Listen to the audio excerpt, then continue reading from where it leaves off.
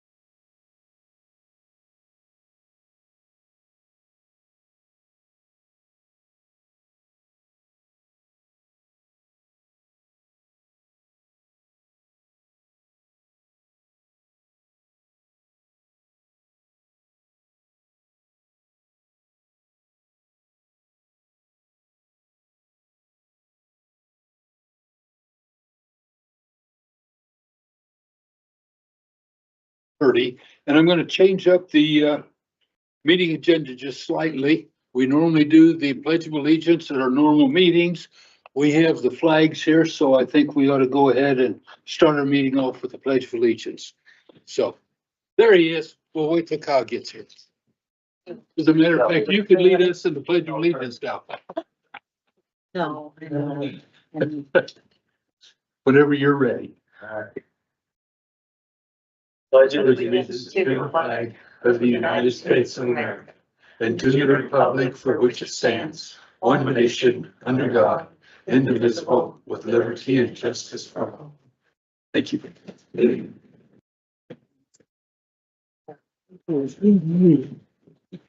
And I know some of you may have seen it on Facebook. We have had a news press release, but late last night, early this morning, one youth in our communities, our youth is one of our community's vital assets.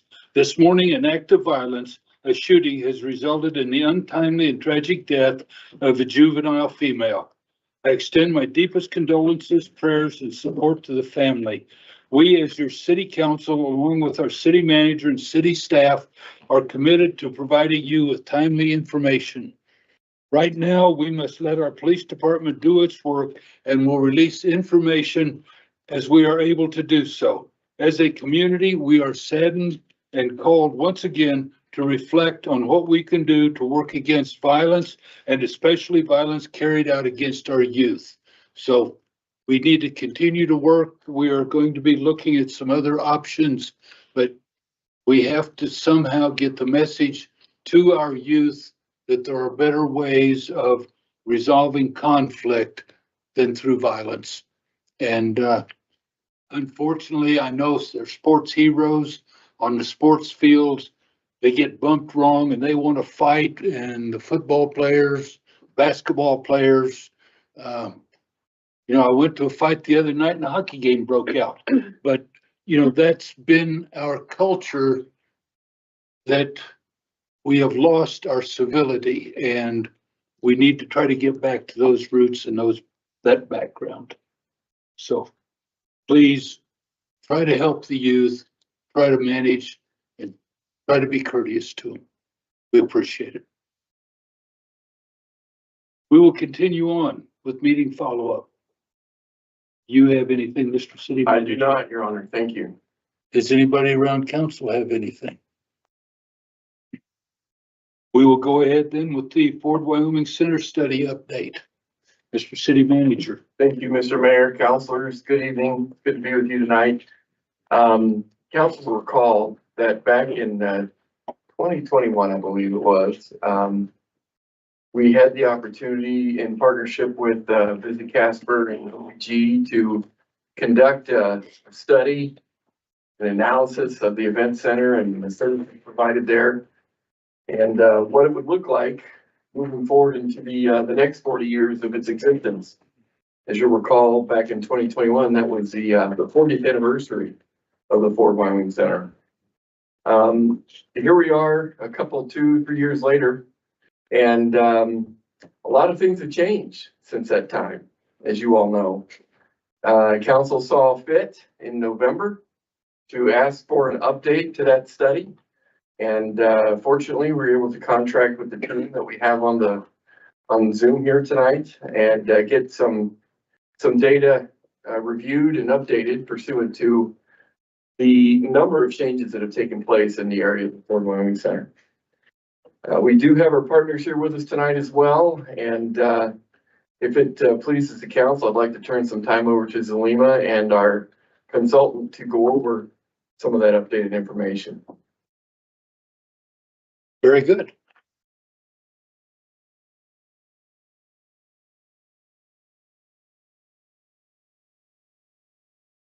Mayor, Councilor, good evening. I think our study manager did a really great job teeing things off.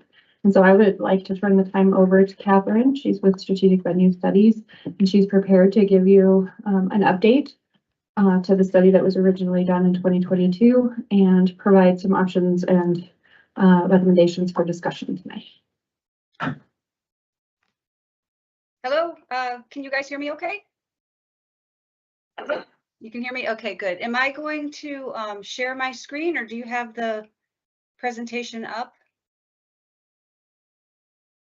Let's share. You want to go ahead and share your screen? Okay, no problem.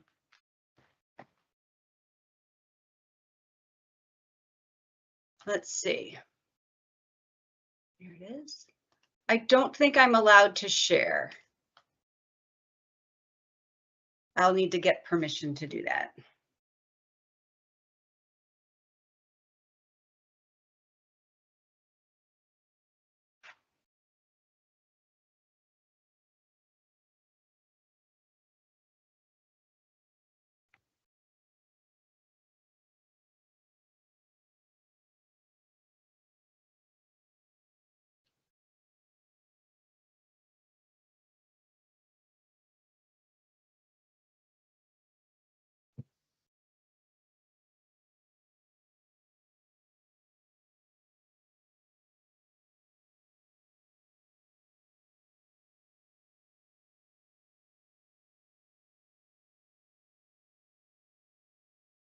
Okay, I do have the presentation, so I can put it up on the screen. Okay, I'll just, I'll go through it and I'll just tell you when to swap the slides.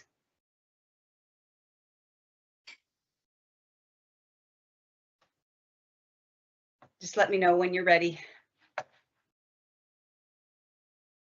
Go ahead.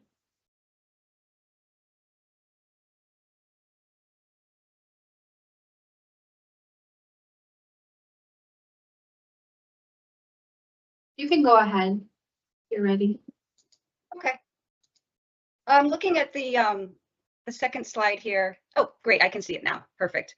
Yeah, if you just want to swap down to the study introduction. So as was mentioned, we completed the last study in 2022. Much of the work was done in 2021. Strategic venue studies teamed with JLG architects, and we did a comprehensive expansion study, starting with program recommendations. We looked at demand and financial projections of the recommended facility, also did economic impacts, development cost estimates, and JLG created some really nice conceptual illustrations of the proposed components. So this update looks at all of that, considering primarily the past 2 years of Ford Wyoming Center operations, the introduction of the WYO Sports Ranch into the market, which we did not have the first go round until very late in the project, looking at the updated market and demographic data, and then also any recent improvements going on with the competitive and peer venues that we looked at. So this update has several components. There's the research and analysis component, also the updated program recommendations for both the arena and the multi-purpose space. Again, looking at demand, financial, and economic impact analysis, and JLG did a cost estimate update based on the new recommendations as well as the time that has gone by. So looking at the next slide, this is one of JLG's nice renderings showing the new main entrance. There were some other improvements into the arena, including some new premium seating and the development of a city view balcony and outdoor terrace area. So just real quickly, I'm going to go through each of the arena improvements. If you go to the next slide, the first was the entrance renovation and premium seating level.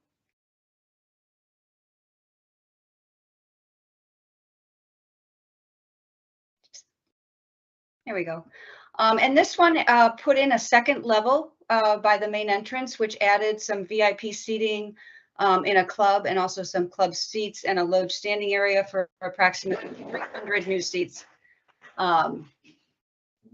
Sorry for the dog. The second phase of it was looking at some concourse renovation.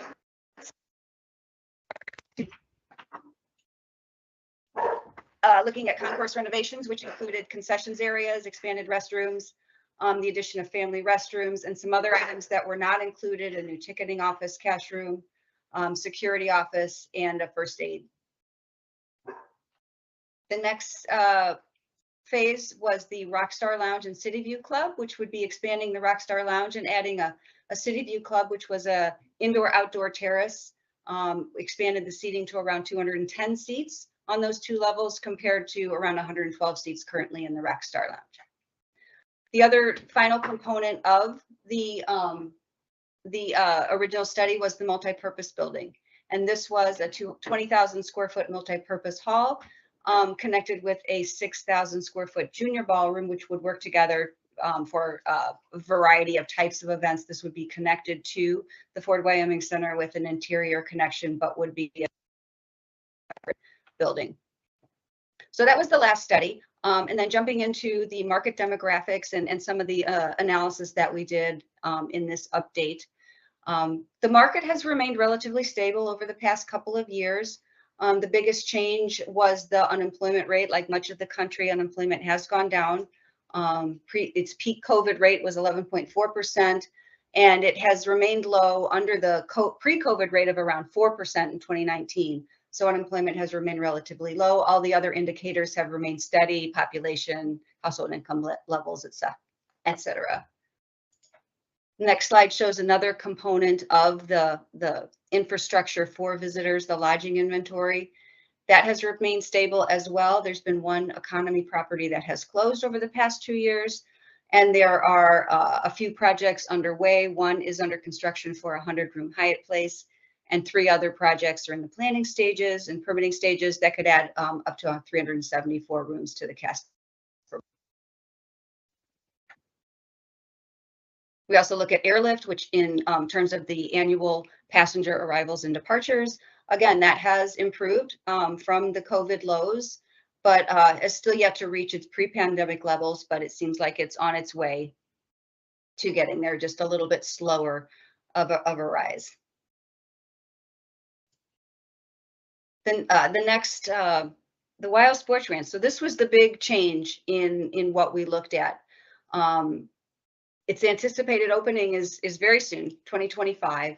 It's 131,000 square feet multi-purpose sports and events space, basically in the parking lot of the Ford Wyoming Center. So very close, very proximate. It will really offer the 2 venues to work together with some synergies. This by itself would elevate Casper's position as a regional sports destination, but the 2 venues together really can pump that up. There's a lot of opportunities for the 2 since they are so close together. Its interior is 2 main areas. You've got the courts, which house 6 basketball courts, also which would be 12 volleyball courts. There's also a 36,000 square foot multi-purpose turf field, which could have a variety of uses for a variety of sports performance center, community rooms, welcome lobby, concession stands, restrooms. And there's quite a number of sports that they are planning to host. Of course, basketball and volleyball, flag football, you've got your baseball and softball, but also pickleball and kickball, dodgeball. There's a whole number of things, the mat sports, et cetera, that they plan on hosting and can certainly be accommodated by a facility like this.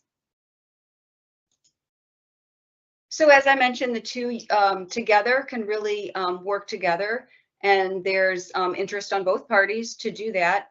The Wild Sports Ranches has the large surfaces. They could be used for some assistance at events that are already held at the Ford Wyoming Center. You could have light exhibition, you could gatherings, receptions there, and other types of support for some of the larger events such as the rodeo and the high school championships. The Ford Wyoming Center can in turn support the sports ranch, providing an additional sports space, site for a championship game, for events that they have. And then there's also that potential for a potential partnership between the 2 to attract a larger regional event that would otherwise not come to Casper because of the lack of venues. So the 2 together could work together, I see, and bringing something larger that would not otherwise book.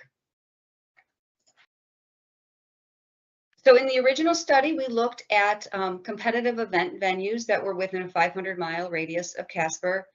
Here's the list of those venues.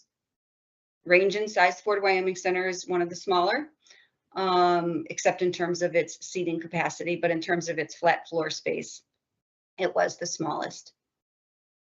So we looked to see what was going on over the past 2 years with the competitive venues. What we found was the Metro Park announced a large comprehensive master plan for their site in Billings that would be improvements to the arena, the Metro Park Arena, as well as the addition of an outdoor amphitheater, a performing arts center. It's a fairly large project, just announced. It doesn't really have a schedule yet, but it has been announced. The Budweiser Event Center in Loveland, Colorado, was also renamed the Blue Arena, had a new naming sponsor. And then the Utah Valley Convention Center also received some interior and technology upgrades. There's also, on the next slide, some new projects that were identified. In 2022, the Mountain America Center in Idaho Falls opened. It's a 6,000 seat arena and an 11,000 square foot conference center attached. Also in Larimer County in Loveland, 2023, an RFP was issued for the development of a new arena and youth training center. This would not replace the Blue Arena, but would complement the large complex that they have in Loveland. And with the need for ice that they have, the venue will feature will be a spectator arena with 1 ice sheet, as well as 3 additional ice sheets that would be used for youth sports, primarily in tournaments and the like. And then Campbell County, Wyoming, the officials approved putting a 1% tax to a vote to fund a $208 million arena at the complex, excuse me. From the reports that I could find, it still needs city approval before going on the November 24 ballot. But if it's approved in this year's ballot, it could be opened as early as 2029. So looking at the Fort Wyoming Center operations, as mentioned, we have 2 additional years. A few notes on the past couple of years. Conferences, conventions, et cetera, have trended a little bit smaller with fewer attendees. However, concerts have trended larger and also more concerts on the books, which suggests that, you know, more premium acts, more interesting acts, popular acts are coming to the area. The rodeo attendance has grown steadily.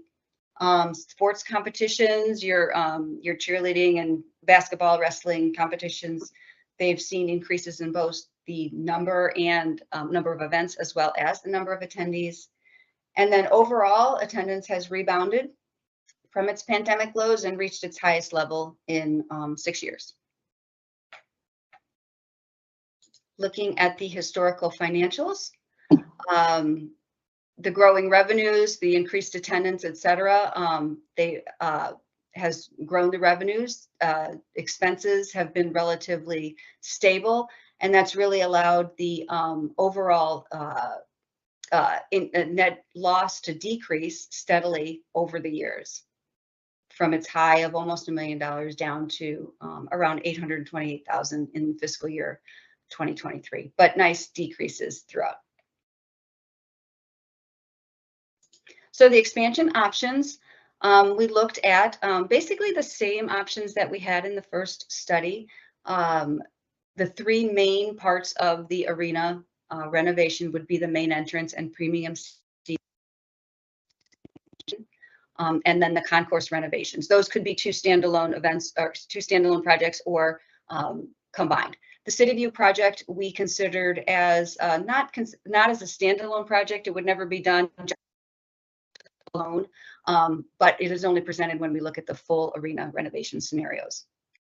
And then looking at the multi-purpose space, the Wild Sports Ranch, it has its multi-purpose surfaces, really lessen the need for that large multi-purpose hall attached. The events that would, especially the sporting events that were envisioned for that multi-purpose hall, would certainly shift to the Wild Sports Ranch and already be in the market. And so that large 20,000 square foot space would not be needed. However, the market still does need a large multi-purpose ballroom space for a variety of events and also to strengthen the position in the conference market. So we're recommending a 12,000 square foot multi-purpose ballroom with also the same as the separate entrance, the separate building, the supporting pre-function lobbies, storage, et cetera, and restroom spaces. And this next slide just shows a quick rendering that JLG prepared just to kind of show how that could potentially lay out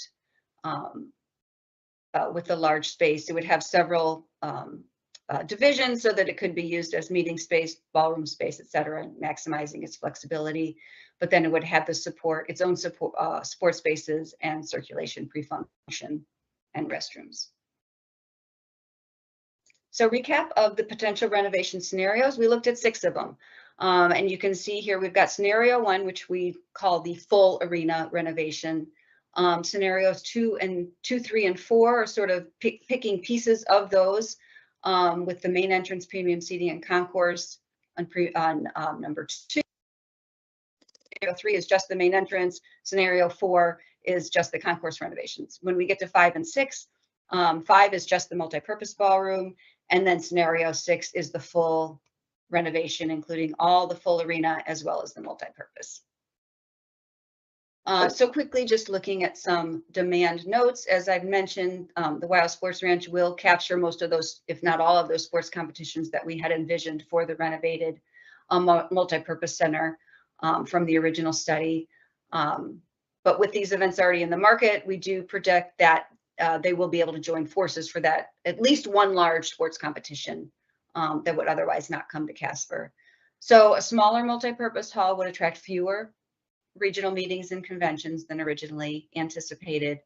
But it would be large enough to allow some events that currently occupy the arena floor to move over to that space, thereby freeing up some days to book other events, concerts, spectator events, family events, etc. The premium seating areas would increase the overall event capacity at the Fort Wyoming Center, therefore increasing average attendance of some events for concerts, family shows, etc. And then on non-event days, the premium seating areas will be very nice, and they could be available to host meetings, banquets, receptions, social events, etc. So non-event days, those spaces could be active as well. Just wanted to note that if you're looking at the scenario of only the concourse renovations, that does not increase the projected events or the average attendance, but it does increase the ability of the Fort Wyoming Center to collect revenues from merchandise, etc. So looking at the demand, the full arena renovation, just starting there versus the do nothing, we're looking at over 20 events, 10,000 event attendees over that do nothing scenario. It's increases in concert attendees, other events, as well as the ability to occupy those premium seating areas with meetings and social events. This next slide shows all 6 scenarios in terms of the demand.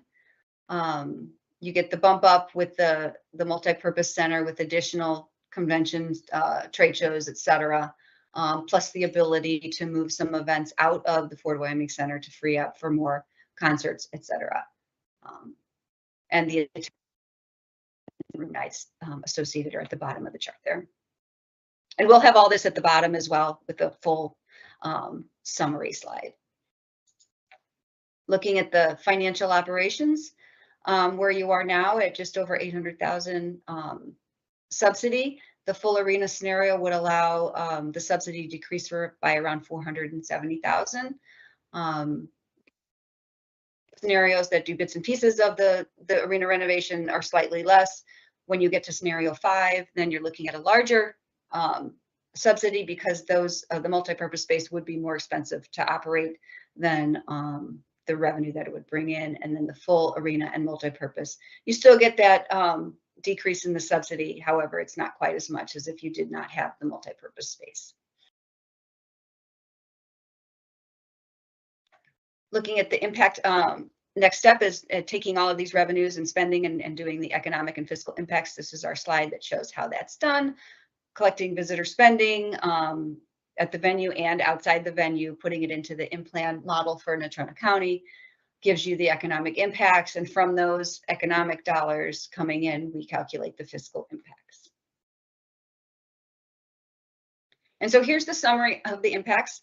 We're looking at about a $1.5 million in impact for the full arena, and around $29,000 in fiscal impact, which would be the actual dollars collected in taxes. The economic impact is the money that's generated within the community, the spending that's going on at restaurants, hotels, et cetera.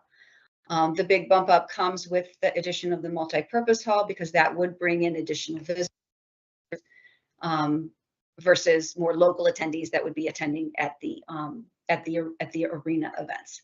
So you see a larger bump in the economic impact for the multi-purpose as well as the full arena plus the multi-purpose. You can get it up to around 4.8 million and around 71,000 in the local fiscal impact. Just wanted to point out, these are incremental impacts. They are not the full impact of the Ford Wyoming Center. These are what happens because you make these renovations.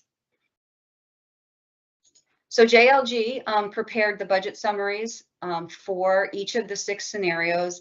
And I have them here on the slides. I also have them at the last slide, which summarizes everything. So I will just run through them quickly. The full arena renovation, all in, the construction, the site improvements, as well as anticipated soft costs, come in at around $64.9 million. Scenario 2, which was most of the arena renovation, excluding the city view improvements, was around $52.1 million.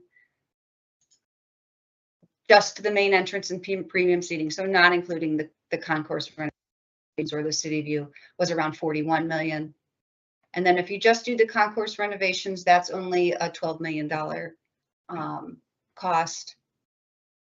Scenario 5, we move to the multi-purpose room. That is around a $31 million for just the multi-purpose ballroom.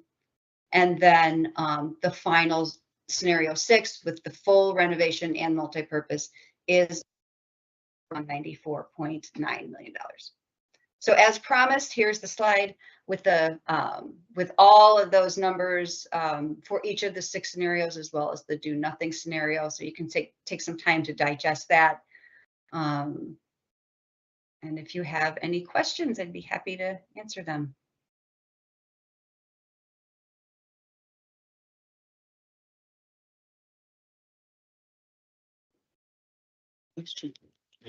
I was studying the chart. I'm sorry. Yeah, it's a lot. It's a lot of numbers. Yes, does anybody, you have a question? Go ahead. I'm looking at the annual room rates, and so it's a little confusing for me. So the do nothing is the 49,380, and that is just as is. But so then spending almost $100 million is only going to increase room rates 3,000 people Room a nights. year? Yes.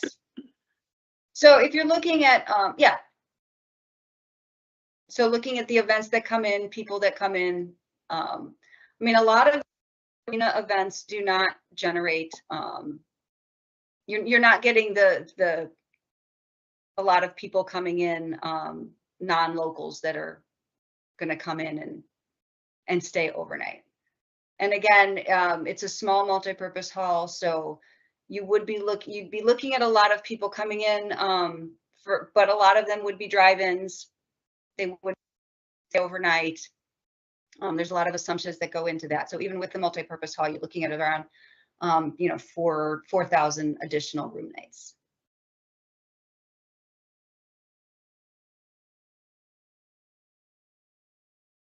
And then you're thinking that follow up. So on some of those, then the impact is going to be very little, like in scenario 1, 2, and 3. So the impact is just going to be very, and then 4, honestly, it's just going to be virtually nothing by spending. Correct. Okay, thank you. Yeah, the reason is that when we do the impacts, any spending that's by residents of the county is removed. Right. Because that's a transfer income. It's already in the economy. We would only be looking at people that would drive or fly in, or however they get there from outside the county.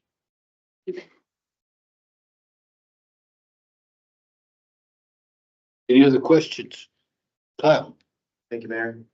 And thank you, was it Catherine? Thanks, Yes, Catherine. yeah. for the Information. In your experience, how often is it the case that a municipality is the one that owns and manages the kind of premier convention and meeting spaces? I don't go to a terribly large amount of those, but I do go to several a year, and I guess my experience has been that they're almost always in a hotel or adjacent to a hotel. And so I'm just, I guess, I'm wondering whether it makes sense for the city to fold in a multi-purpose meeting hall in addition to the Fort Wyoming Center, you know, if we should add to that portfolio, or if it makes more sense to private industry to provide that.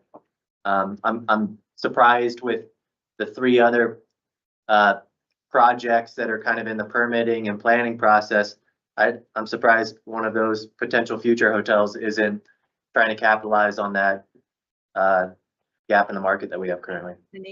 Well, well, facilities that are not attached to a hotel are almost always owned by a municipality, a county, some sort of public. And the reason is because they don't make money. The numbers don't pencil out. So they're there because of the economic impact that they can generate. That's their purpose. So when hotels build them, they are basically building them and almost giving the space away so that they can get the room nights. That's their whole thing is getting their heads in bed, filling in the dates where they might be not have as much corporate or leisure demand with this group demand coming in. So that's their purpose. Whether that pencils out for this market is really up to the hoteliers. It's probably not something that you're going to find like a full service hotel, which what you normally would go to. When you go to these, they're the large, you know, their space is well oversized for the number of rooms that they have because they're bringing attendees, and attendees are staying in other hotels, and it's, you know, they probably have some sort of subsidy from their municipality to help build that space in order for the numbers to pencil out. So yeah, I mean, that's the question that a lot of communities face is, okay, well, this thing isn't going to make money. We're going to do it for the benefit that can come from it. But it's not really a tangible benefit. It's more of this economic impact, what spending and how you're going to help out your restaurants, et cetera. Thank you. Any other questions or comments?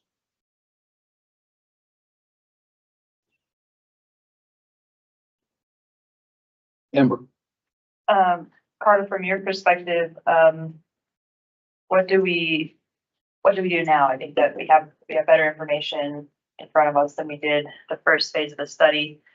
Is this something, says information only, so I don't think we're being asked to make a decision about a direction tonight, but what would you be looking for? You know, I don't think, for me, this is you know, a complex project, a very expensive project, so I don't feel comfortable saying like it sounds good, or, you know, or saying I think it's a non-starter and we should, you know, put this in the closet and not look at it again. I feel like we're somewhere in between. And so what do we do now? Right, Mr. Mayor, Counselor, thank you for that question. I would say that council should take this information and evaluate what it is that you think the synthesis ought to be. Because indeed, I see three takeaways here, really.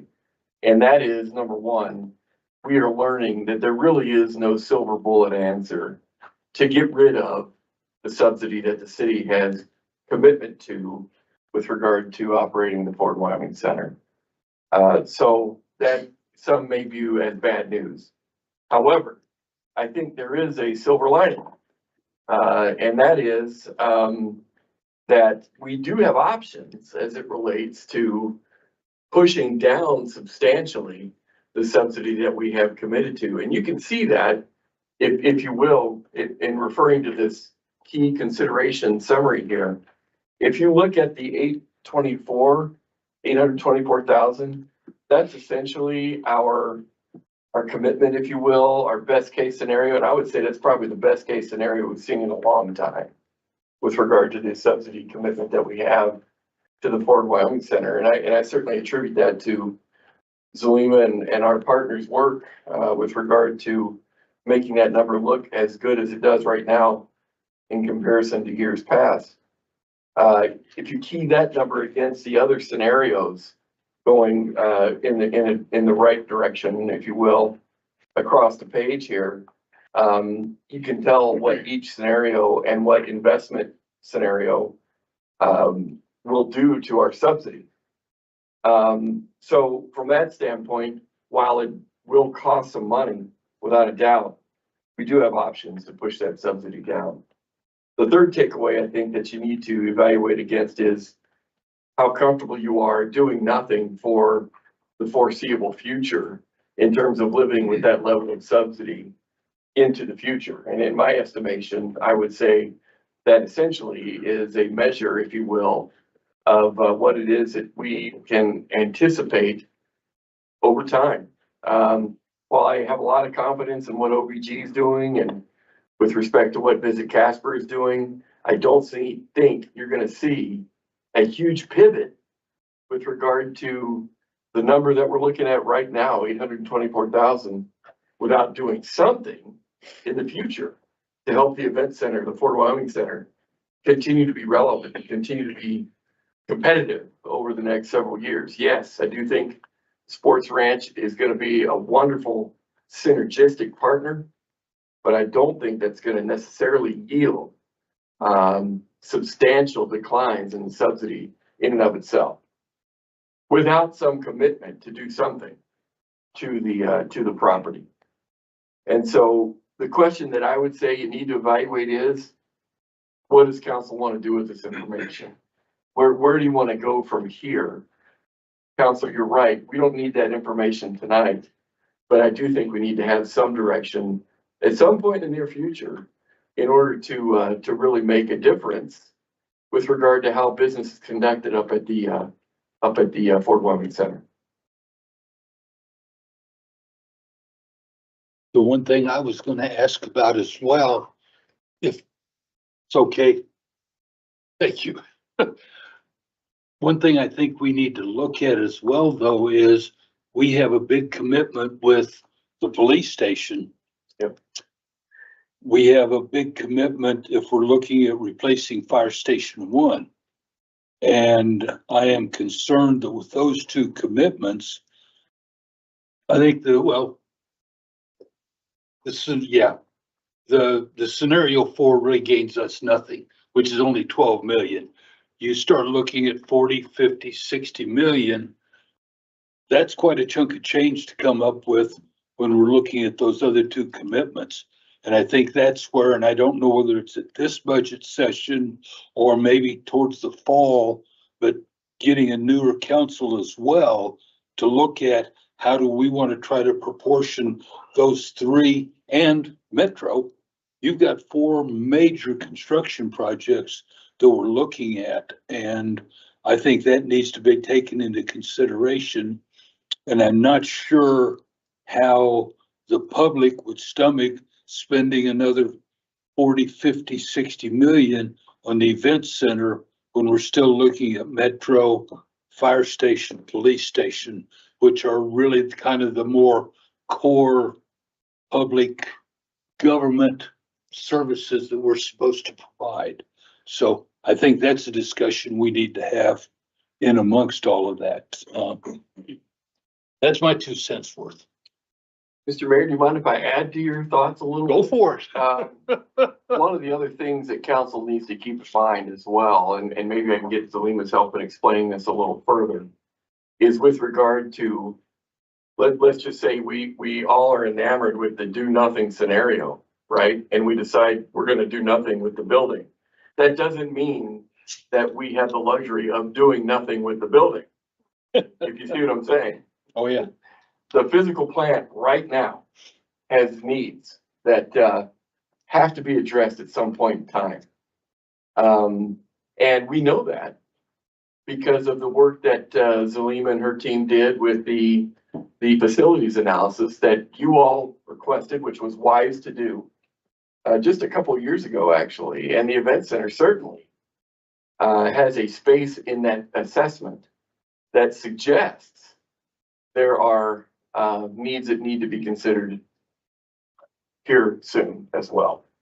Now, I don't know if that necessarily means, and maybe that's where you can help us, Zalima, if we move forward on some of these scenarios, that we'll be able to gain some benefit with regard to the updates that would be included with these improvements. Because there may be some overlap and some value that we would gain accordingly. But please keep in mind that doing nothing does not mean that we have the luxury of doing nothing over the next few years.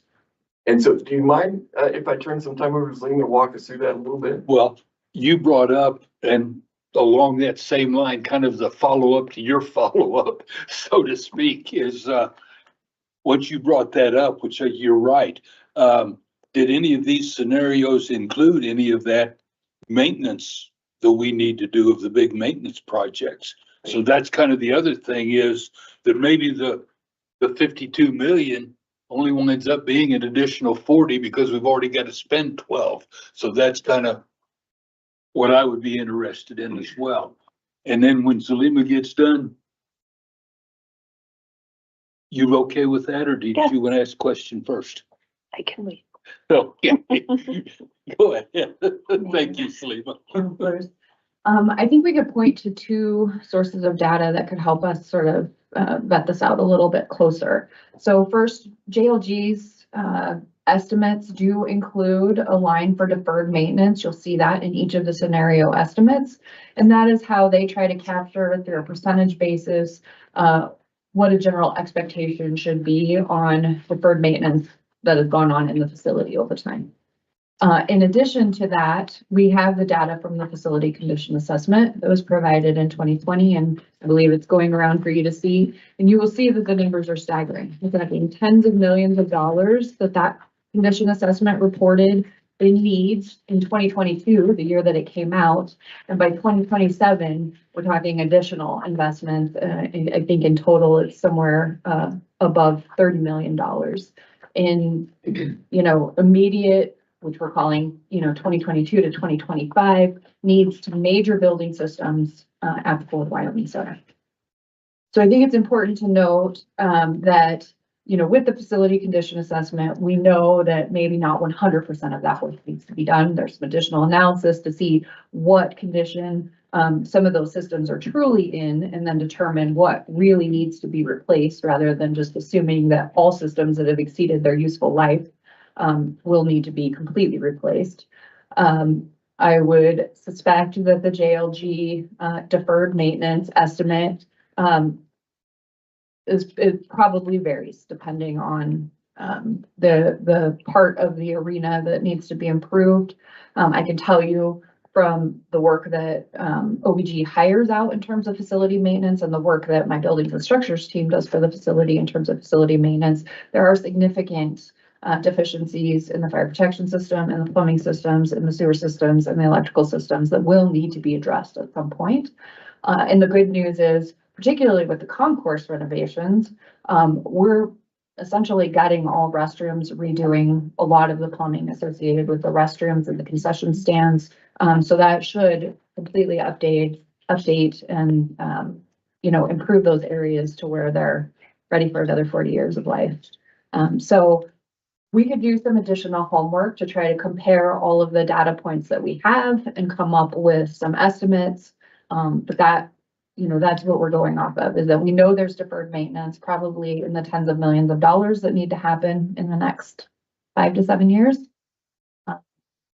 And so that could offset, the over and above investment that you're making in actually improving the facility to create more revenue generating opportunities for us.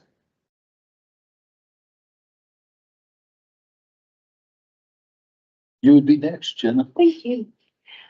Hey, I don't know if it's gonna be you, Zelima, or maybe we'll point to Kirk or Tyler, but I'm just kind of curious, like about all these different scenarios, what makes the most sense to you guys? Like, what do you want to see that's gonna set us up for success as far as what you are forecasting coming into this community? And what do you want to see that the city can, how we should improve that, or what we should improve first, or if we should do all of it? What's gonna best help you guys do your jobs to attract the different acts and attract the visitors and tourists?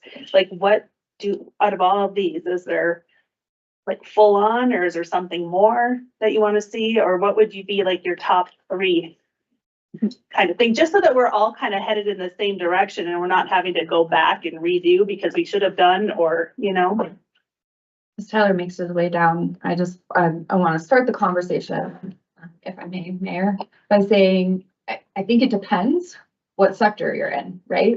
We have a variety of partners involved in this project that all represent different interests. From the city standpoint and our operator standpoint, reducing the subsidy is very attractive, right? That would be probably our primary goal. From Visit Casper's perspective in tourism and the economic impact that comes with that, he probably has a much different opinion, and I won't speak for him. I'll let him come and talk to you. Thank you, Mr. Mayor, City Council, City Manager, City Staff. Thank you for the question. So I'm really coming at it from the standpoint of what Carter had mentioned too, that we've got 40 years of life in this facility. I'd like to see 40 more years, given just the events that we host on an annual basis. So you think about our 8 state championships, not all 8 are up there, but our biggest economic impact drivers on an annual basis are up at Fort Wyoming. CNFR celebrates 25 years in Casper this June. And then we had to make updates in partnership with OVG and you all for the locker rooms to secure NJCAA Division I National Championship. That was a 2-year agreement. We welcomed 24 teams from across the country, generated $1 million+ in economic impact. So just to get those annual events back, I feel like we need to make at least that initial investment to make sure the facility is around in 5 to 10 years so we can continue those contract negotiations. We have to go to the state athletics board in December, January to re-up our bid to host those state championships again. So at what point are we going to be able to say that, oh, bathroom doesn't work on east-west concourse? So I think just from that standpoint, it's very important for me to look at. Thanks. Mayor, may I just add, to build on what Tyler was saying, I sit on the board of Proud to Host the Best. And so I'm part of the team that's preparing that bid. And locally throughout Wyoming, we're seeing a lot of competition for those state championships. And I think as you saw earlier in the presentation, you know, Gillette's coming out hard saying we're going to make this huge investment. And quite frankly, that's in an effort to steal business from us. And so we have to be mindful of the fact that all communities, Sheridan, Gillette, Cheyenne, Laramie, Rock Springs, they're all investing quite a lot in their properties to attract those events to their venues. And so if we want to keep the competitions that we have now, we will have to make improvements to stay competitive.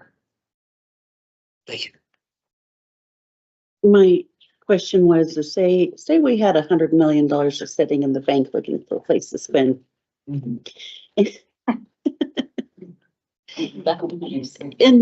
so if we did that, how much of this list does that eliminate, or do we add this to this number? Mayor, Vice Mayor, we would probably need to do a little more homework for me to give you an estimate that I feel like I can stand behind.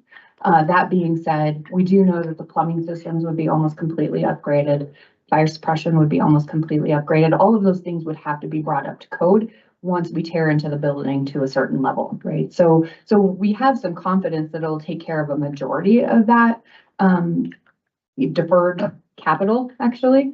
But for me to feel a lot of confidence, I would really need to sit down with my team and dig through those numbers, do a little bit more evaluation, compare it to what JLG has identified as deferred maintenance, and then come back with some better information for you.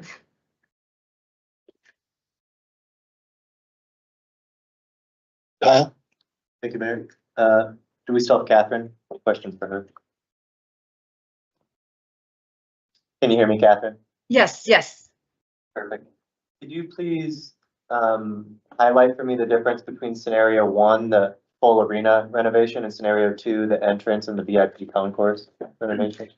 Yeah, so basically you're just eliminating the city view and Rockstar Lounge improvements. The main entrance is tied to this VIP level with the club seating and the suites, and then the concourse renovations. On the opposite side where the Rockstar Lounge is, that would remain as is. Okay, thank you. Mhm. Jen? Can I kind of have a follow-up to what Kyle was saying? Like that was what I was asking too earlier is out of those, like what would make it easy for you to sell it for, like do VIP, like if we do the VIP, is that gonna sell it and make it easier for you to? I just really wanted to try hard to get you up here. Thank you so much.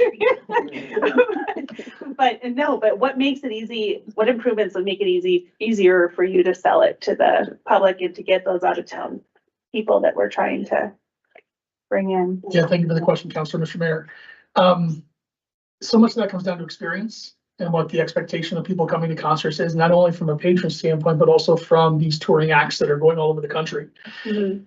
This is actually timely because just today I lost a concert that I was hoping to get in October to go to Loveland in Colorado Springs because population base aside, the show was gonna have an easier and cheaper time getting into one of those newer buildings than to fit their way into a 40-year-old building. So the competition question is very strong that if we don't stay relevant in the market, other communities are gonna surpass us. And to try to get concerts to come to a community our size is a challenge in and of itself. To try to force a show into a building that doesn't fit is even harder. And the Broadway thing that we've talked about numerous times is a great example that the cost of putting on these Broadway shows with what their expectations are from going from performing arts centers or other venues that have a more modern technical side to it, just becomes untenable and not something we can continue. So to be able to stay relevant in the market, and you look at other venues of our size and our type, like Loveland and some of these other ones that are 20 years old, have gone through renovations and are continuing to look at even being rebuilt at this point. And we're 42 years old and have never had a major renovation and are trying to compete with these other ones is a challenge now, and it's going to become even more challenging. And then you take into account the fact that every year people's expectations of what their experience is going to be at a venue like ours gets stronger and stronger, more expensive. So to try to keep up with the venues, you look, the Wild Sports Ranch is putting $1.2 million in LED signage into their building. And we can't compete with that from a standpoint of just what people see when they walk in the door. So to try to modernize to the point that we're providing the experience that people spending the money on the tickets that we have to charge to get the acts to come in and what they cost, the experience has to match up there too. And right now we're just not hitting that mark. And I think it's going to get tougher and tougher to do down the road if we don't do something to make the building more modern and more applicable. Thank you. Oh, great, yeah. So the last year we've had a lot of varying levels of concerts. We've had some that have been 1,500, some that have been 6,500. And we're finding that number that hits between 400 and 4,500 is where we reach the capacity to properly serve our guests. We just had the Breaking Benjamin show in April. We had 3,700. We had extra parking, bathroom lines were great, bar lines were great. We had Bert Kreischer on February 1st, we had 45. Bar lines were crazy. It took an hour to get a drink. It just, we get to that point that we don't have the physical facility to handle the crowd that we want to bring in. And in our current situation, to drop this subsidy, which is our number one goal, we have to get those kind of crowds in to make it work. We have to get the money out of their pockets into the bar and then these other things that we want to get to raise that per capita, raise the revenue level. And when we can't service people properly, we just aren't able to do that. Thank you. Any other questions? Thank you for your honesty about that. That was very good. Appreciate it. Yes, sir.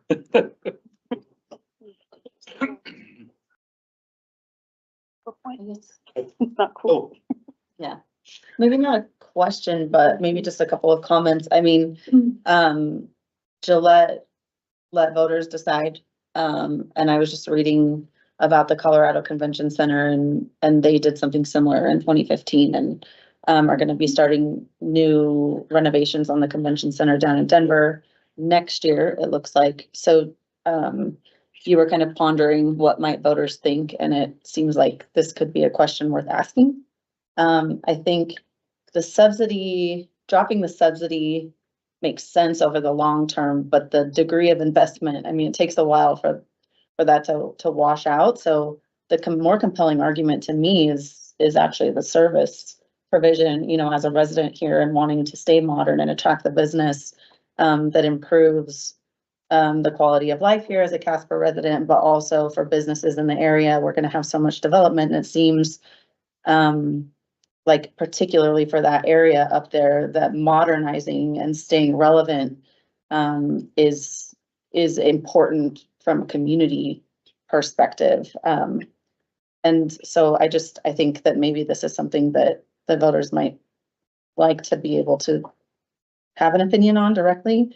And then the other question I have is just the event center it feels like so much more than just a Casper thing. And I don't know if there have been conversations with the county about partnering or bringing in, I mean, this is going to benefit so much more than just the city of Casper, an investment of this kind. And so I wonder if it's something that we should be creative about in terms of the partnerships that we involve, if it's something that we would decide to move forward on. So I don't know if you want to respond to that, but it's just a question I have in my mind. Mr. City Manager. Thank you, Mr. Mayor and Counselor. Appreciate your train of thought there. Here's what I would suggest, and I swear I'm gonna get to your question. I'll make sure that you. I do think that we ought to do a little more analysis as it relates to dealing with the investments that we have on our horizon, regardless of what happens or doesn't happen with regard to the key considerations that you have in front of you. In order to figure out if indeed by choosing one scenario over another, we get the most bang for our buck in dealing with these issues, okay? As a part of that, however, I do think we have the same obligation to bring forward ways in which these matters can be dealt with from a funding scenario standpoint. I don't know that I have a lot of hope, if you will, that we'll get other agencies to pony up some dollars to make this burden lighter for the city of Casper and or the citizens of Casper. But that doesn't mean, however, that there aren't other ways that we can exact some help in making these things come to pass. And so if it pleases the council, I'd be happy to investigate that further in conjunction with the idea of distilling what we can do to marry these two things and come up with as ideal a solution as possible with the information that we have in front of you. If that would be amenable to the group. I think that's what several of us have alluded to around here. So is everybody amenable to that proposal? Even though it was information only, you got some direction Yeah, too. yeah, that's great. Very good. You bet. No, I think that's a good marriage between the two. So we know where we need to go. Very good. Yep.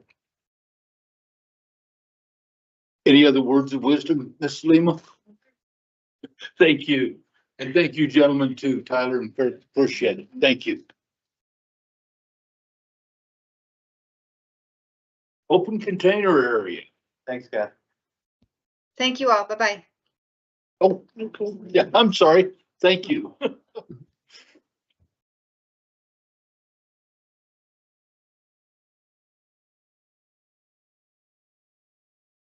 Mr. Mayor, councilors, we spoke a number of months ago, probably I would say around the beginning of the fall, wherein staff's recommendation at the day was we thought that the open container program was largely a bust. because folks weren't participating and, we were spending city resources to deal with a program that just wasn't finding its wings, if you will. Since that time, as you might imagine, we've had a number of folks come to us to say, oh, no, we love the program. Yes, you haven't seen us participate, but we don't want to see it go away. And so therefore, they have expressed a renewed vigor and commitment to want to participate in the open container program. And in fact, I just had a meeting with one of the participants who actually has been fairly faithful in participating throughout the 3-year pilot, if you will, who said, gosh, I know of a lot of folks, particularly those who've come into the downtown fairly recently, that would love to do this. And of course, he did some homework, thankfully, that suggested he was right in terms of the excitement for the program and not wanting to see it go away, et cetera, et cetera, et cetera.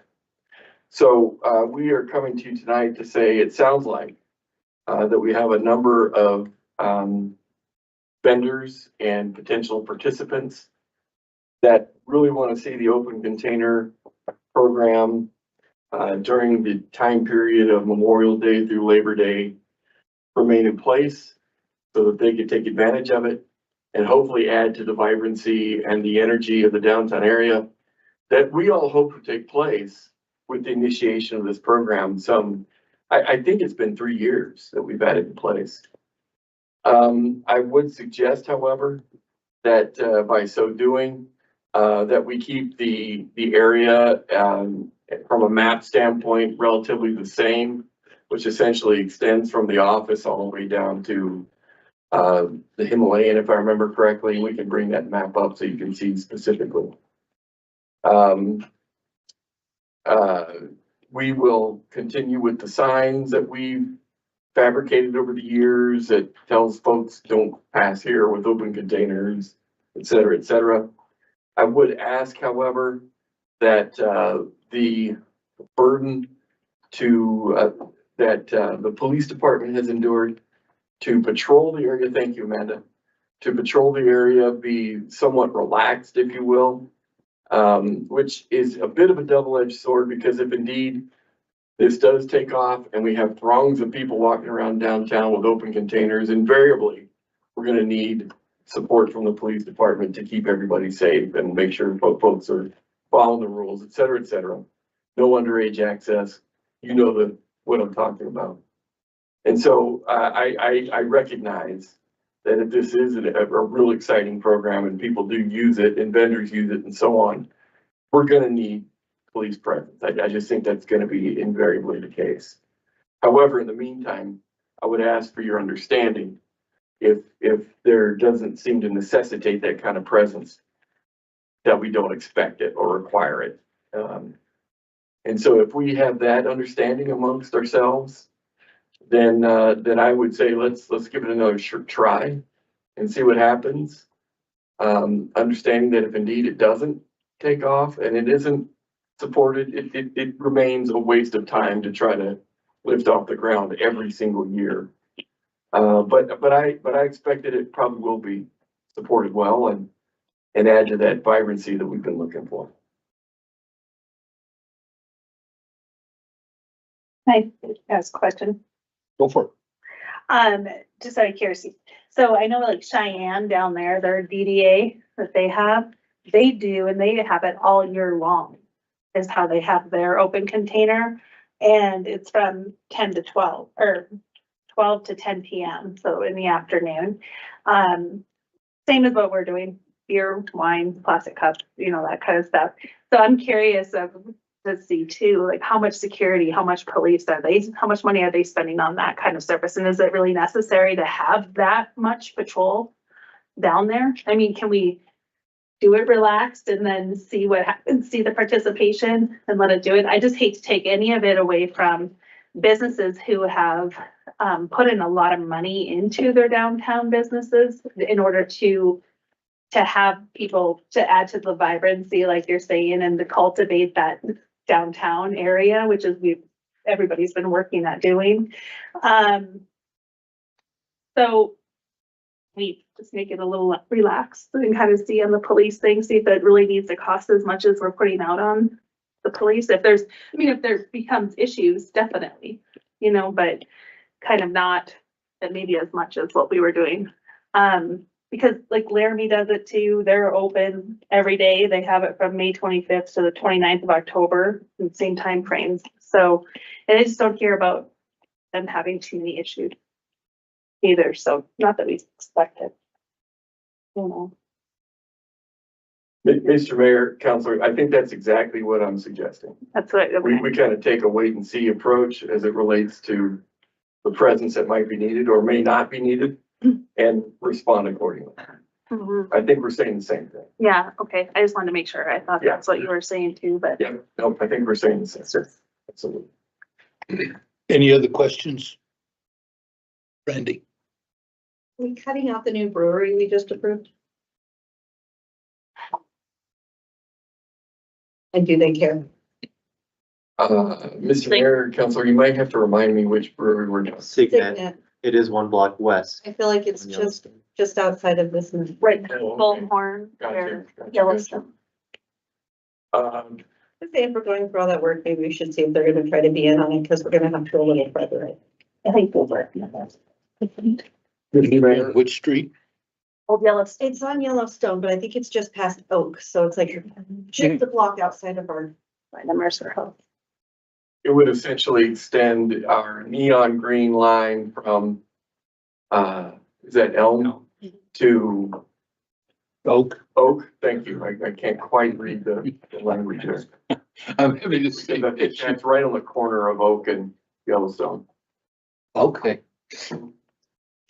Would that be okay to do that? We can check in with them and see if that's, Check it? Yeah. I'm not like, hey, don't forget these guys, but I see pub crawls in our future. Yeah. And we're. we leaving can out absolutely that. check with them and see if that would be. See if they're interested in participating. Yeah. I want to say that they were on one of the letters that we received. I don't remember. Yeah. Okay. We'll find out, and if that's the case, we'll amend the map for the resolution. Okay. Sounds good. You had something, Kyle. I mean, on that point, since it was brought up, I do think we have to be mindful of, we received some feedback the first time we did open container about folks that live in I don't know what you would call that district, but where Frosty's Lounge is.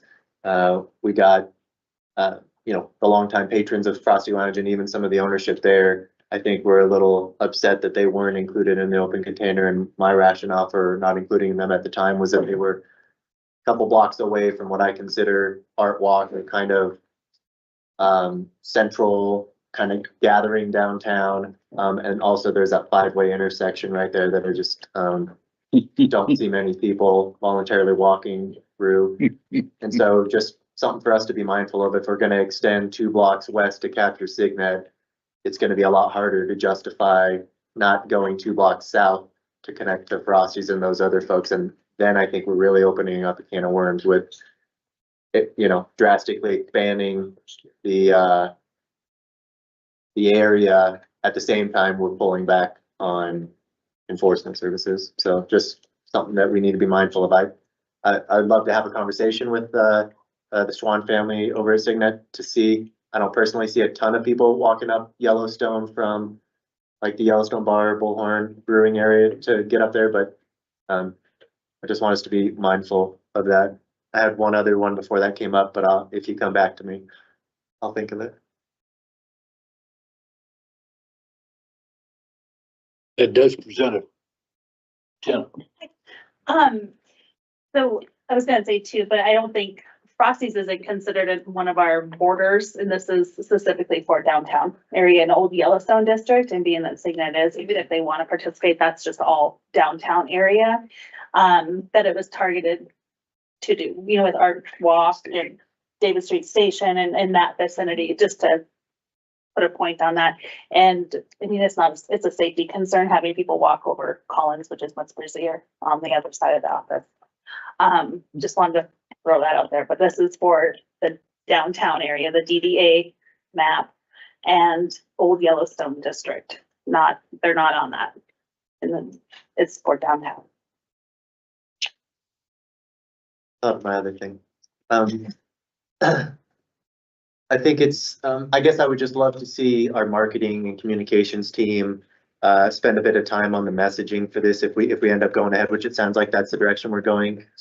I see like the self-policing of this so that we don't have to, consider bringing back more police, like the culture of this thing, I think is really important. And so I would just love our city marketing department to really emphasize, this is not just a tailgate party. Don't bring your own alcohol down here. Like this is a thing to make the flow and streamlining of events easier. It's to add to some economic impact in the area. And so I would just love to see us take some extra effort to really set and reinforce the kind of culture that we're looking to create down here and not let it, last year I did see some folks with coolers in the truck beds and walking around with cans of Bud Light and stuff. So I know there's at least some people not using the ordinance as it was intended.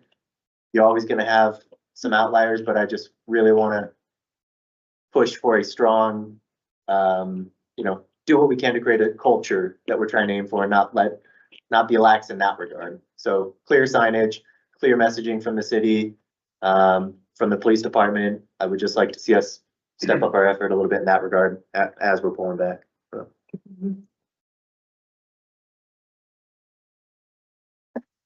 Sounds like, no, Go ahead. no, I was gonna say too, it's like, this isn't just Casper downtown. I want to just make a point too of saying that this is like Main Street, Casper, that's up in every small town in their downtown historic areas.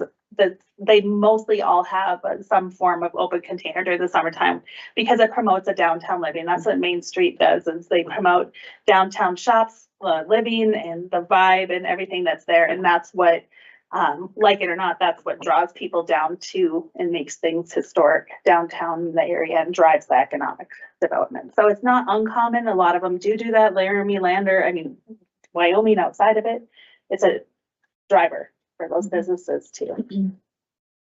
So that's all. I just wanted to add that. any other comments?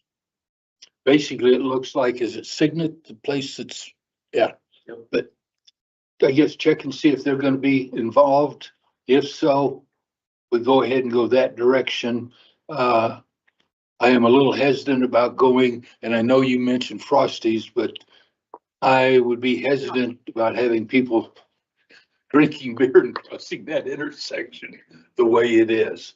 And I did like Kyle's idea of putting out a little more on maybe Facebook and through our marketing group, if that's a possibility. So is that kind of where everybody is? Mr. Mayor, the map will reflect what we find out when we bring it before home. Sounds good. That works. Oh, wonderful. Budget amendment number 3. Sure, many of you would like open containers right now for the next item. Monday through I Friday, know that, 7 days a week. This particular amendment, members of the council, is a little larger than what we normally see this time of year. As you know, the First Amendment typically deals with all the rollovers that we have from capital and that kind of thing. It's not common that we have at this time of year this large of an amendment. And I would tell you the reason that we do is because we've had quite a bit of luck in terms of grants that we've received and gotten notice of, which is always good news. And council is also aware that a rather sizable project in the form of the wastewater treatment plant was, provisionally adopted by all of you, given the timeliness of one of the other projects that was underway out there. So with those items alone, those kinds of items, that takes up a lot of this $15 million amendment that we're talking about today. I have asked Jill, however, our CFO, to help us with some other details here beyond the broad strokes that I just shared with you. Jill also is, of course, much more able to answer some of the more detailed questions that you might have.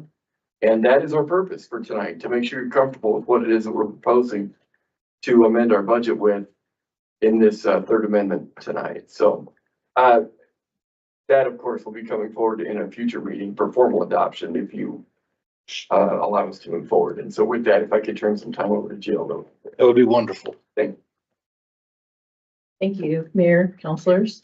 Actually, I think the city manager covered most of the large items within the budget amendment. As he already stated, when we do our grants, we don't budget for those until we actually receive the awards. So that keeps us from spending things ahead of time.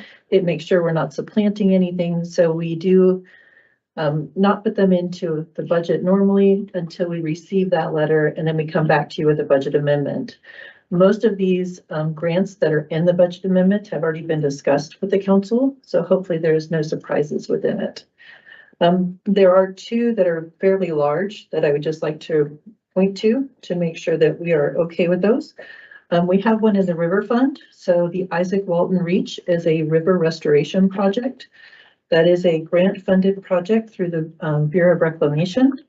This was a great project to get a grant for, and we do have matching funds that are within the River Fund. They are 1 cent 17 or 1 cent $16 that we will be matching that grant with. The second one is also a really great opportunity for us. We have the Casper logs that we are going to be refurbishing. Again, this is a grant through the Save America. You've already heard from Zulima on this grant. There is matching funds that are required. Again, those will come from our 1 cent $17. The city manager has already talked about the wastewater treatment plant. That's going to be a very large project. Mr. Brower has already talked to you guys about that one as well. We do have the funds available within that fund. It is a enterprise fund to be able to support that. So with that, I don't really have anything further unless I can answer any questions from you. Mhm. The prisoner care, so after this 900,000, what is our total for this year that we're paying for prisoner care? I don't know if I have the total. I think it's like 1.7. But I can get that number for you. After the 900? After the 900. Next year, it's gonna go up even further than that. So it was weird. Have we ever received the supporting data for the rates we're being charged at the detention center? Thank you, Mayor. If I could turn that over to Carter, I think there's more information on that. We just got word, Mr. Mayor, that the sheriff is gonna help us with some of that data that we've been seeking now for quite some time. Okay, And that is a very recent meeting that the chief had with the sheriff that we felt a lot more encouraged about. very good.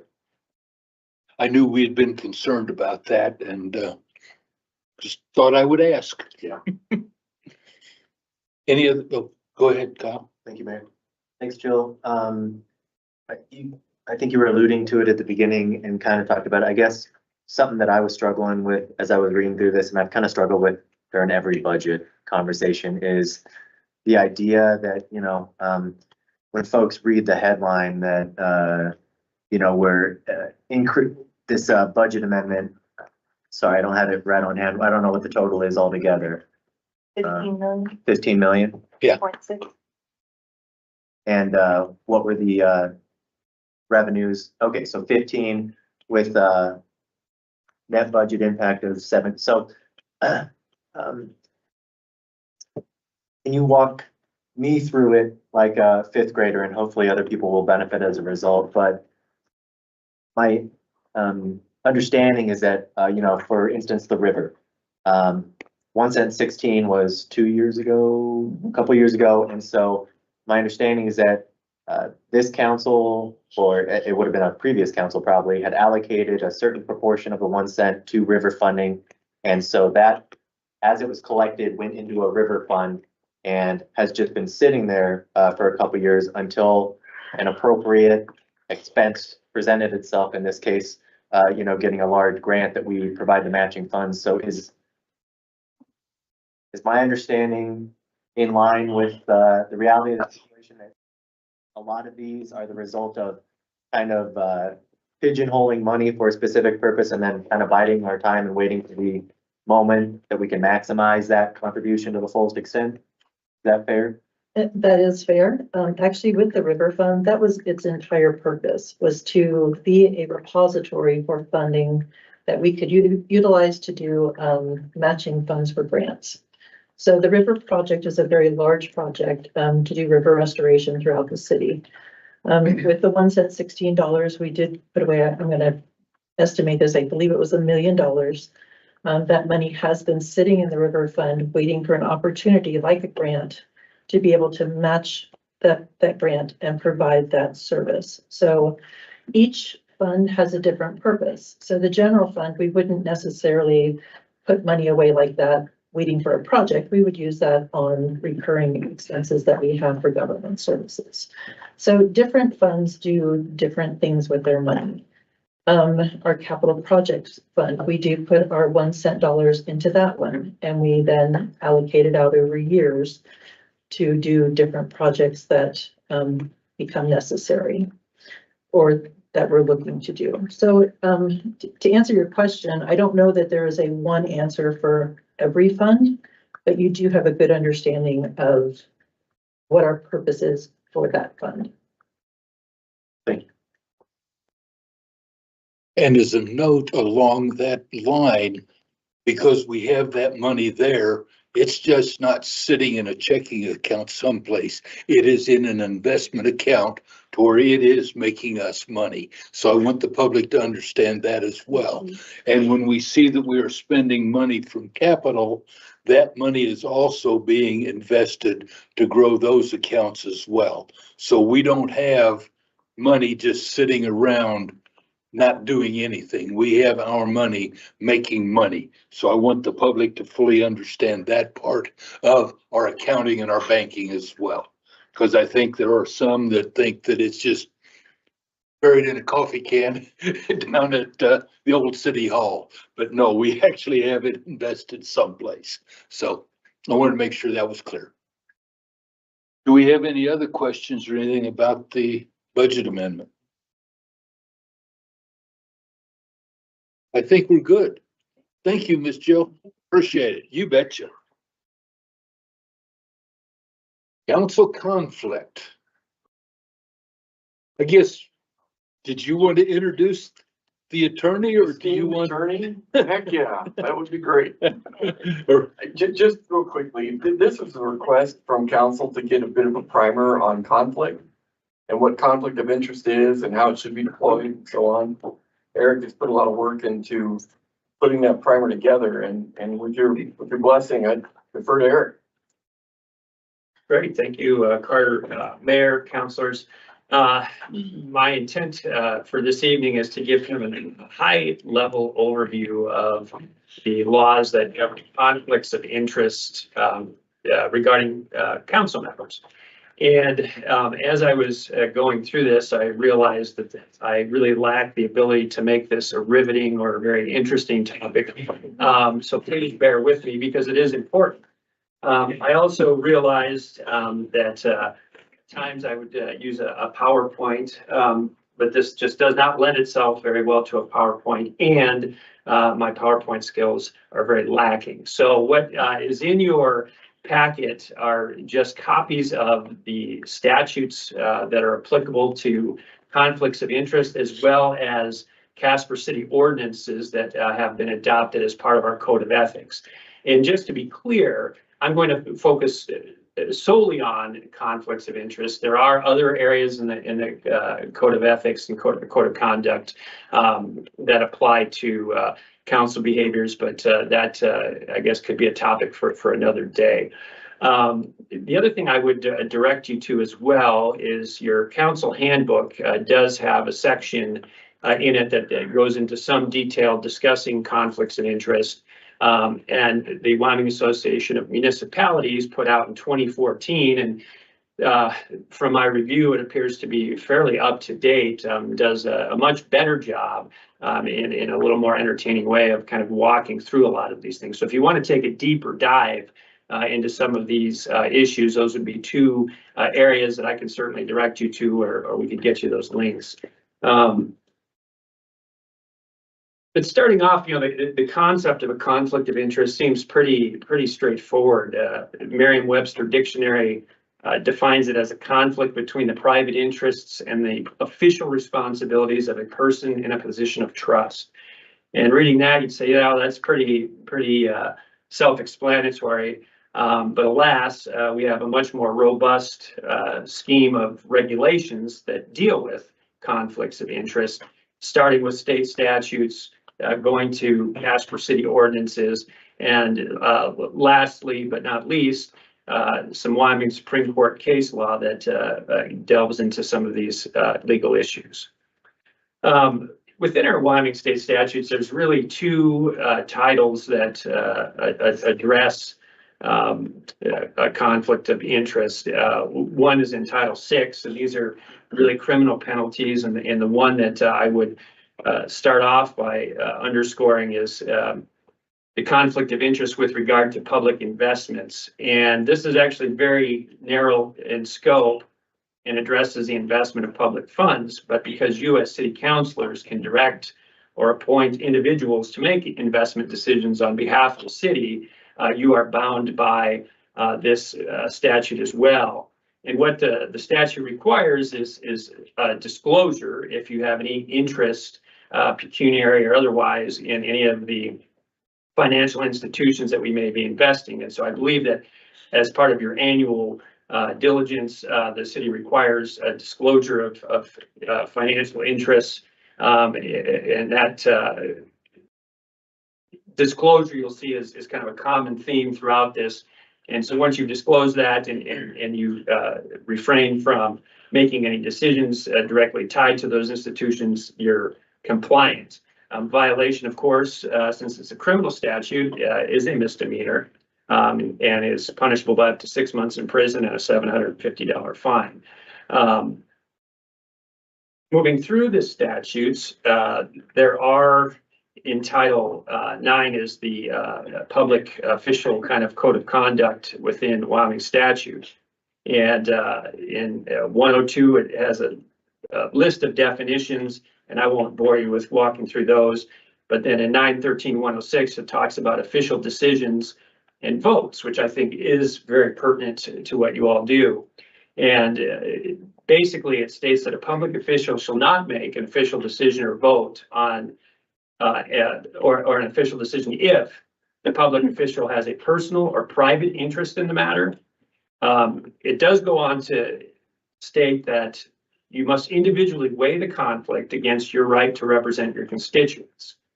And the statute says shall abstain from voting only in clear cases of a personal or private interest as defined within that subsection. So while direct conflict would require you to abstain, you do have to weigh these on a case-by-case basis with your duty to your constituents.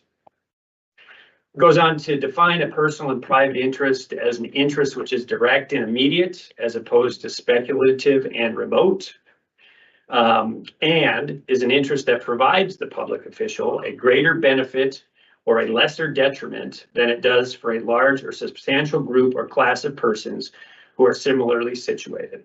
And so the one example of that I can think of is I personally sit on the Wyoming Retirement System Board. I'm also a member of the retirement system. So when I vote as a member of that board, I'm indirectly impacting myself, but because those votes don't affect me personally any differently than any other member, it's permissible under Wyoming statute. So another little nuance to keep in mind there. So a public official described by this section shall abstain from voting on a decision. And the public official's abstention from voting must be recorded in the official records. And I think we do a very good job of that at every one of our business meetings. When there's a counselor that abstains, we record that as part of the official record in the minutes, and is that therefore compliant with the statute. Again, violation of these acts is a misdemeanor. It can be punishable in this case by up to a fine of $1,000. and a violation is sufficient grounds to trigger the removal process of a public official from office. So not to be all gloom and doom, but that's what the statute says.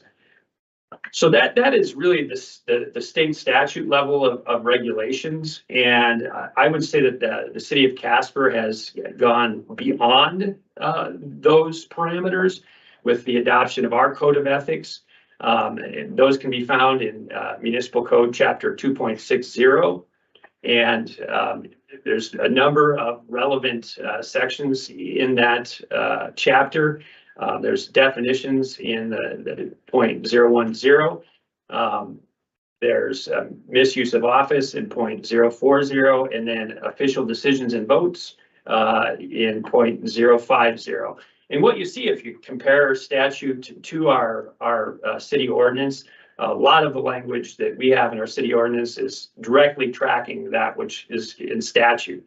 However, in many cases, we go beyond that, either with the depth of our definitions or the steps that need to be taken when a conflict or a potential conflict is identified. So what I would say is, if you've got a question and you decide to look at statute or ordinances, make sure you look at both.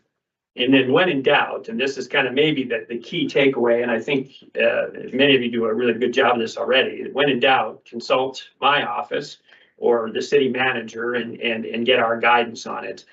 Certainly relying on legal advice is something I would always recommend, and I think does insulate you to a large degree. So in our municipal code, we define conflict of interest as it's deemed to exist whenever an individual is in the position to approve or influence policies or actions of the city of Casper, or reasonably appears to be in a position to approve or influence policies or actions of the city, which involve or could harm or benefit financially you, the individual, any member of the member's immediate family, an organization in which he or she or an immediate family member or cohabitation partner is a director, trustee, or officer, or has more than 5% equity. So without really kind of getting too far in the weeds on this, you can see immediately that conflict of interest in our ordinance is more robustly defined than it is in statute. And that's okay. We can be more restrictive at the city level. We can't be more lax. When it comes to official decisions and votes, our municipal code requires that if a councilor believes that there is a conflict, you shall disclose that conflict and or potential conflict. And if once disclosed, the councilor can make a statement regarding the conflict, but it may not advocate for the issue before the council. So, I think we've seen as a matter of practice, councilors will say, I've got a conflict regarding this. You're certainly empowered to explain the conflict, but can't take any steps to advocate for or against the issue before council. And then our ordinance goes a step beyond and says the councilor shall leave the meeting and shall not be present during any discussion of the matter at that meeting or any future meetings. And so this definitely goes beyond state statute, and one of the cases that dealt with state statute, and I'll talk about it briefly in a few minutes. The Supreme Court said that merely being present in the room did not violate state statute. However, I would argue that our ordinance being more restrictive would find that to be inappropriate. So going to a couple of the cases that deal with it, a conflict of interest. There's a case from 1979, Coyne versus State Ex Rel Thomas, where the Wyoming Supreme Court was asked to rule whether or not school board members who were married to employees of the school district could hold their seats as school board members, and if there was a conflict of interest. And what the Supreme Court said is that that mere relationship wasn't enough to disqualify those individuals from being trustees. They basically said that if a conflict exists, one of two things must occur. Either the person complies with the requirements of the provisos, which are contained within the statutes and or ordinance, or the contract or other action is a nullity and the person is subject to criminal prosecution. So that is another little nuance. So hypothetically, if a counselor did have a conflict, did not declare it, voted on the issue, and it was later discovered that there was that conflict, not only would that counselor then be subject to potential criminal sanctions and removal from office, but the action of counsel would be nullified and void as of that vote. So very important to disclose any potential conflicts. In that same case, the Supreme Court kind of goes through what it determines to be the process.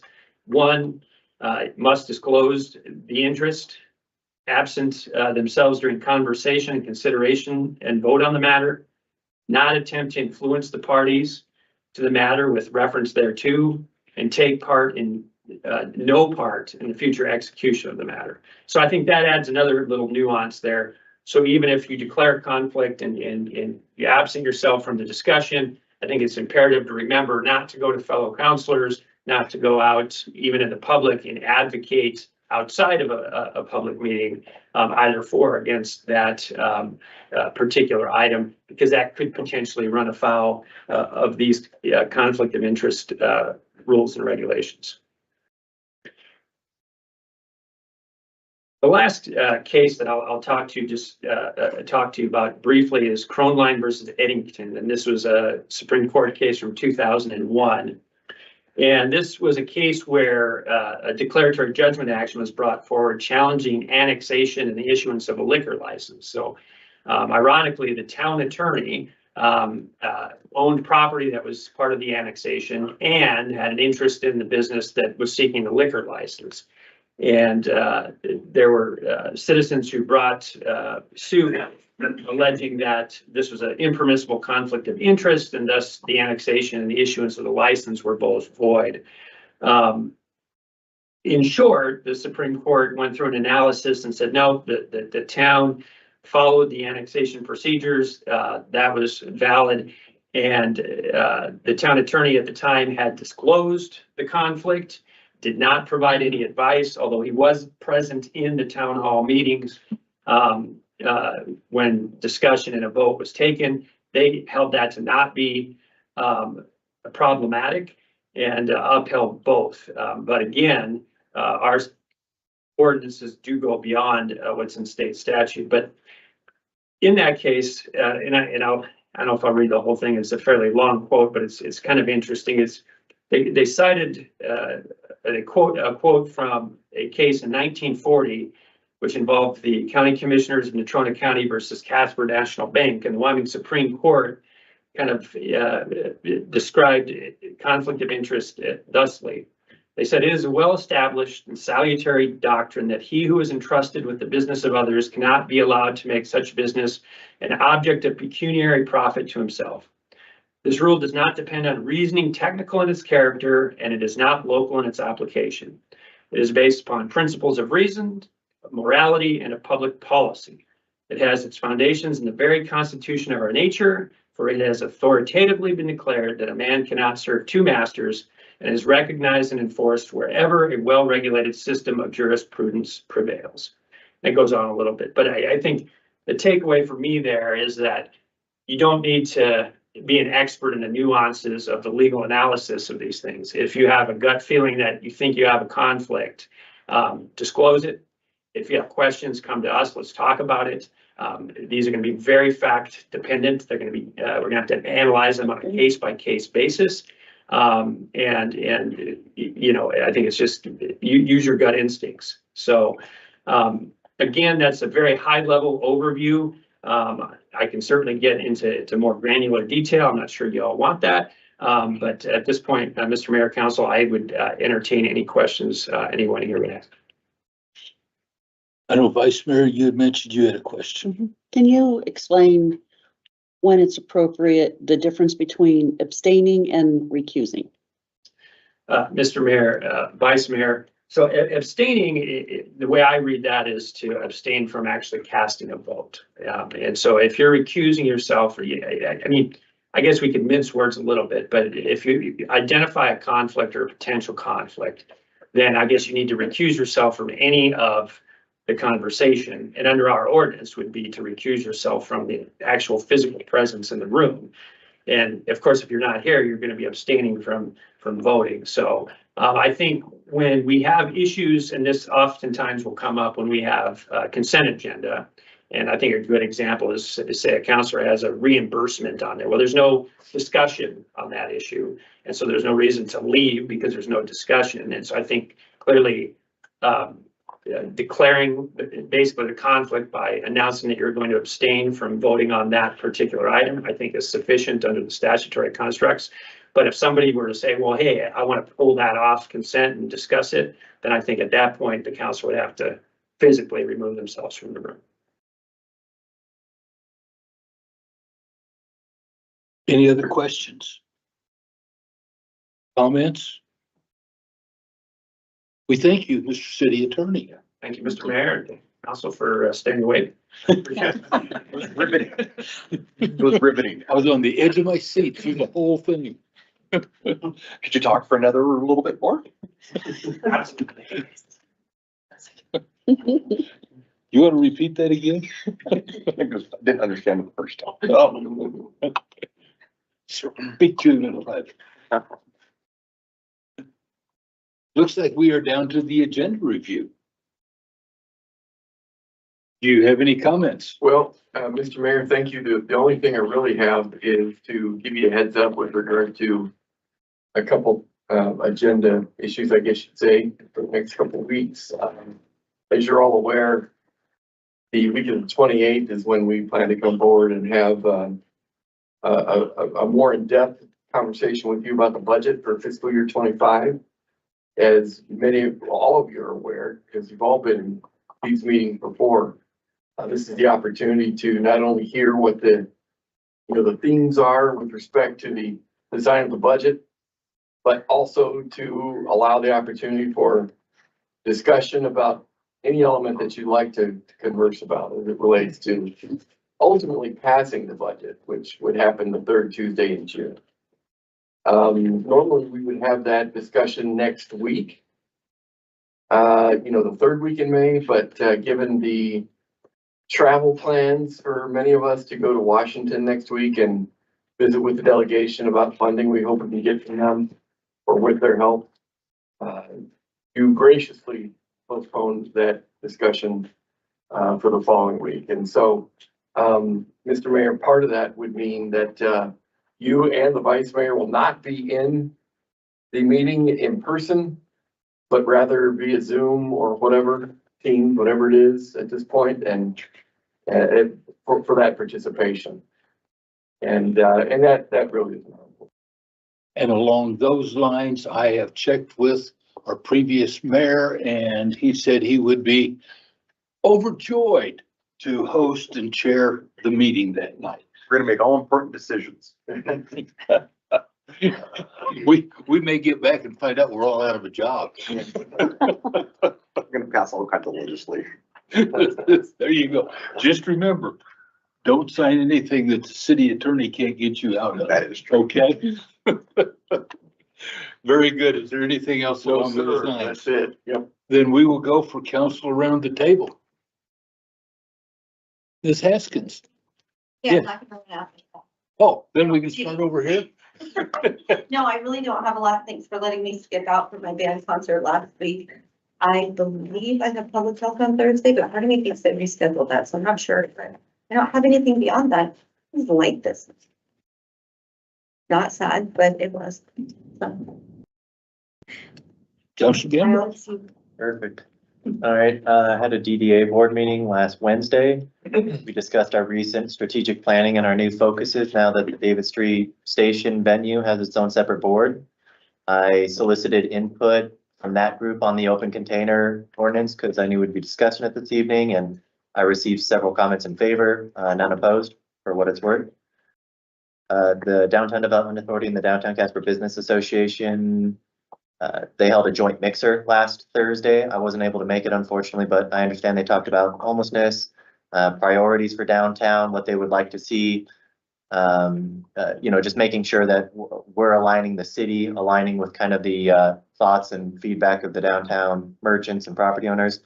And it was also to establish kind of a regular forum for the property owners and merchants to stay in touch with each other and more actively advocate for their area. My understanding is historically those groups used to be talking a lot more often and were a lot more effective in kind of lobbying for the things they'd like to see downtown. And so I think there's an effort to kind of rekindle that and get some more energy going in that regard. I did want to make sure people were aware that we still have 2 open seats on the Downtown Development Authority board. So if you have any questions, feel free to call Kevin Hawley, the executive director, at 235-6710. Email him, or you're more than welcome to reach out to me. The board application is on the DDA website, and the deadline to get that in is May 23rd, so just a couple weeks. I wanted to congratulate Whitney Acey on becoming the new executive director for the downtown, or the David Street Station. If you're not familiar with her, she's put on the Funky Junk Festivals on Durban Street for several years now. They're really cool events, have a very cool neighborhood feel, very local vendor focused. And so I'm super stoked to have her energy and influence on that board and have her as the executive director. They're having a transition celebration of sorts next Wednesday, the 22nd, from 5:30 to 7:30 here at the Lyric. It's free to attend, no RSVP required. They're gonna have drinks and appetizers, so it's your opportunity to meet Whitney and meet the board and get an idea for kind of how that organization is gonna operate going into the future. I'm really excited. There's already been some hints of, them doing some new and unique things, the Wild of Omaha events that they have coming out, and some other things. And then lastly, I just wanted to make sure this group was aware that the Blue Heart Collaborative, which is a group that was formed after the murder of Bobby Mayer, they're having a community professionals meeting this Friday at the YMCA Fieldhouse from 5 to 7. And I believe the intent is to kind of take the first steps in having a community discussion about the things that we all as citizens, as governmental entities, as nonprofits can all be doing to, create a more healthy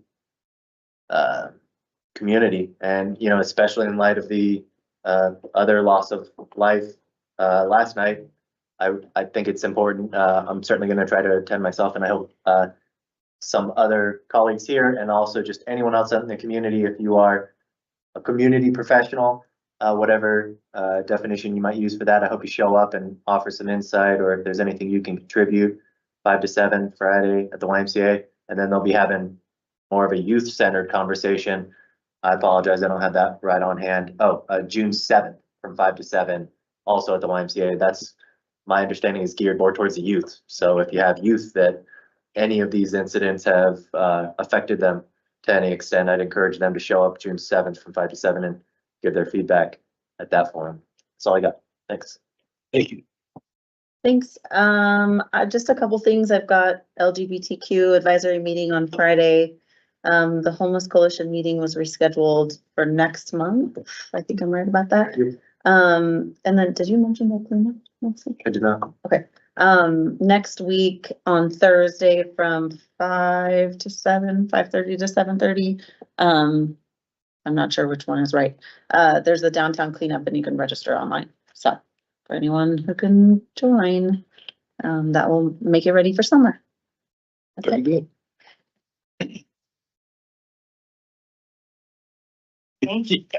All right. Counselor. Last week I had the Amico Reuse Agreement Joint Powers Board meeting.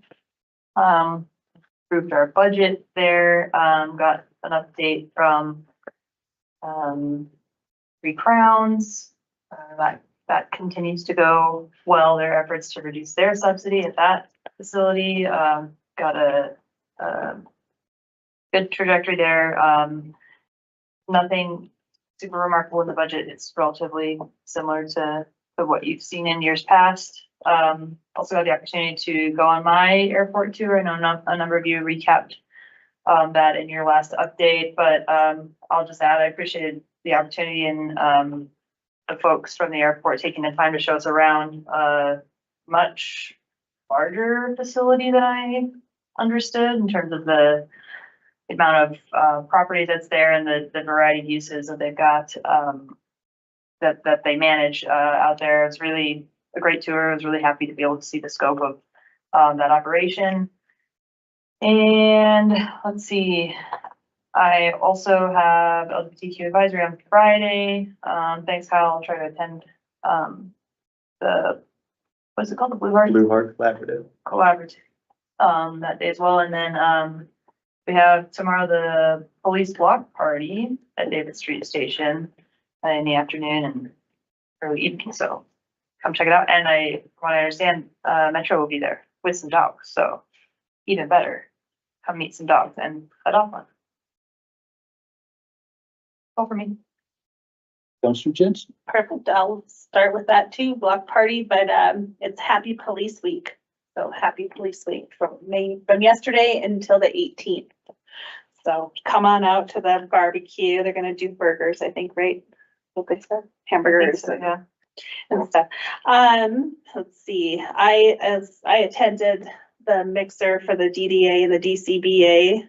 That was great and it was a really awesome turnout. So I also went to the DCBA meeting today, which they were just really ecstatic, and they said about 18 businesses from downtown were represented that night. So they were really appreciative of the collaboration that's happening with everybody down that area. And then the old Yellowstone district was involved in there too. So that was nice. And they're getting ready for all their different lining out their year of events. So it's going to be a busy time downtown. PDS, and I cannot remember what that stands for, but what is it? Ptolemy Data System. Ptolemy. Ptolemy. It starts with a P. Yeah, it's a silent. PTO, yeah. Ptolemy. Yeah.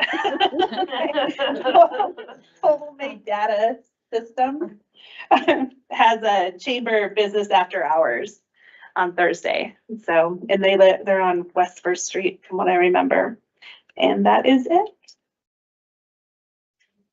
I don't have anything of consequence. I just want to extend my sympathies and prayer towards our community, the family, friends, the people that are affected by this.